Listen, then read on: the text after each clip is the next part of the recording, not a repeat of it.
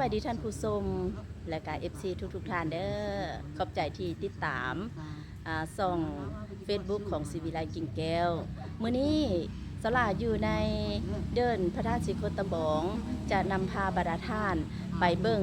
บรรยากาศเนาะของการแห่มหากฐินอยู่ในมื้อนี้เนาะเพราะว่าในมื้อนี้เป็นพิธีแห่มหากฐินสามัคคีที่เดินทางมาจากนครหลวงเวียงจันทน์เนาะเฮาไปเบิ่งบรรยากาศโดยรวมพร้อมกันเลย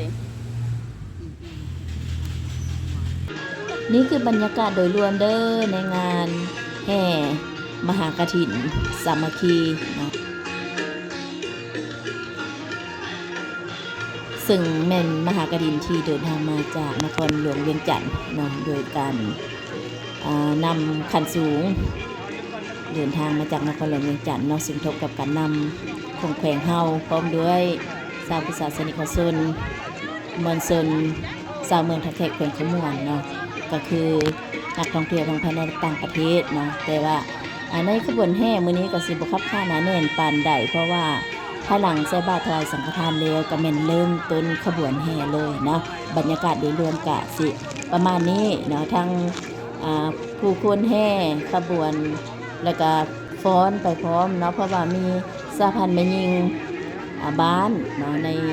ที่เพิ่นตั้งเป็นกลุ่มเนาะของเทศบาลเมืองทับแขกเฮานี่แหละสาพันธ์แม่หญิงในแต่ละบ้านเพิ่นก็จะมาฟ้อนเนาะเป็นการประดับประดาในขบวนแห่ไปพร้อมคือดังที่เห็นในภาพบรรยากาศนี่แหละการมีความเบิกบานมวลซื่นเนาะพร้อมทางได้บุญไปพร้อมๆกันอันนี้แม่นงานแห่มหากฐินสามัคคีที่วัดพระธาตุศรีโคตะบองเมืองทับแขกแขวงขมวนก็จะเป็นบรรยากาศเบิกบานมวลซื่นคือดังที่เราเห็นนี่แหละเนาะ